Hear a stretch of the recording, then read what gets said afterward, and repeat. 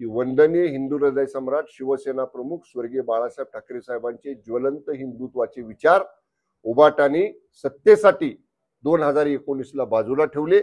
हे महाराष्ट्रातल्या देशातल्या स्वाभिमानी हिंदुत्ववादी विचाराच्या लोकांना पटलं नाही आणि म्हणून त्यांनी उबाटाची ही अवस्था केलेली आहे। तिथं का नाही फिक्सिंग करू शकले? फिक्सिंग हे मी काय म्हणतो, त्यांच्या विरोधात निकाल गेला की फिक्सिंग, त्यांच्या बाजूने निकाल लागला की मग ईव्हीएम मशीन व्यवस्थित आहे। परवा मी जेव्हा सगळ्या ह्याच्यासाठी आढावा घेतला, शहीद जवानांच्या विधवा पत्नींना जमीन देण्यासाठी, त्या बाबतीत ह्या सुद्धा निवेदनं माझ्याकडे अनेक ठिकाणचे आलेले आहेत।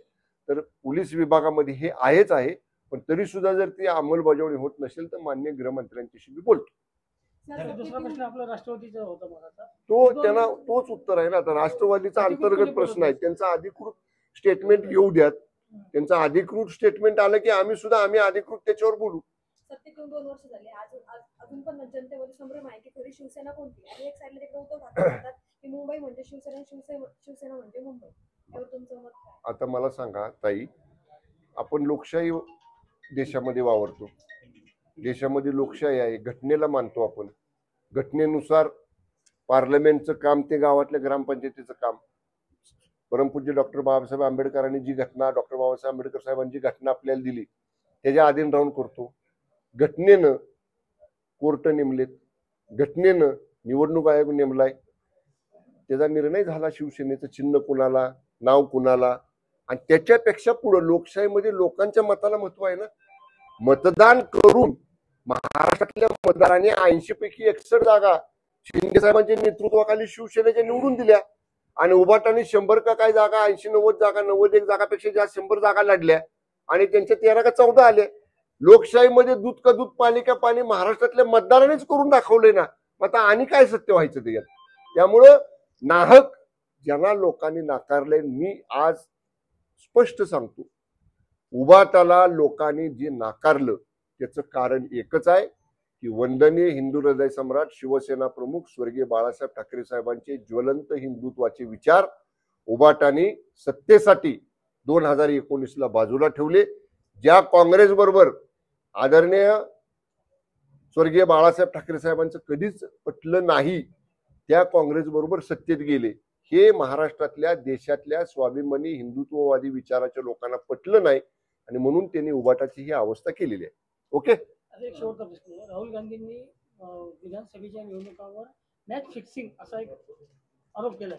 आता त्यांची जिथं सरकार आली तिथं नाही झालं का फिक्सिंग? मग महाराष्ट्राबद्दलच बोलले। मग तेच मी काय म्हणतोय, त्यांचं जिथं सरकार काँग्रेसचं, मला वाटतं 2 ठिकाणी राज्यांच्या निवडणुका छोट्या राज्यांच्या झाल्या, तिथं त्यांचं सरकार आलं, मग तिथं का नाही फिक्सिंग करू शकले? फिक्सिंग हे मी काय म्हणतो, त्यांच्या विरोधात निकाल गेला की फिक्सिंग, त्यांच्या बाजूने निकाल लागला की मग ईव्हीएम मशीन व्यवस्थित आहे। त्यामुळं ते जशी प्राप्त परिस्थिती त्यांच्या पक्षाची असते, त्यांना जे सोयीस्कर वाटतं तसं ते बोलतात। त्यामुळे माझं त्यांना स्पष्ट म्हणणं आहे, आणि मान्य सुप्रीम कोर्टाने सुद्धा सांगितले ना, ईव्हीएम वर दोष घेण्यासारखी परिस्थिती नाही, ईव्हीएम हॅक होऊ शकत नाही असं सकृतदर्शनी मत मान्य सुप्रीम कोर्टने सुद्धा व्यक्त केलेलं आहे। सगळ्यात महत्वाचं म्हणजे राजकारणापलीकडचा विषय आहे। या वर्षी प्रथमच महाराष्ट्रामध्येच एवढा पाऊस झालेला आहे आणि एवढं मोठं नुकसान झालेलं आहे, म्हणजे तुमचे पदाधिकारी सुद्धा पुरातून बाहेर काढण्यासाठी कामाला होते।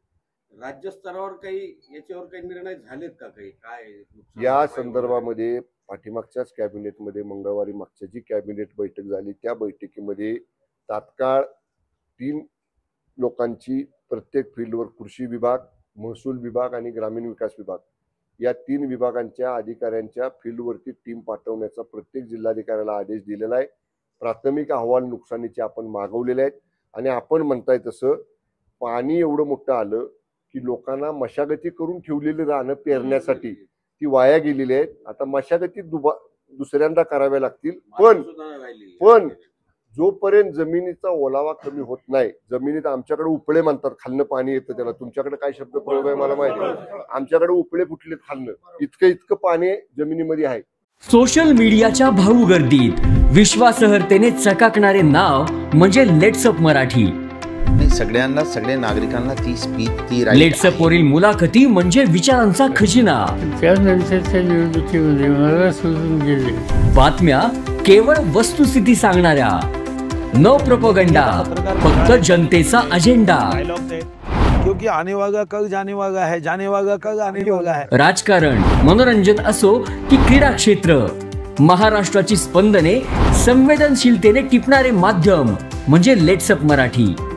जगासोबत एक पाऊल पुढे राहण्यासाठी लेट्सअपचे ॲप, सोशल मीडिया आणि वेबसाईट सोबत कनेक्टेड रहा.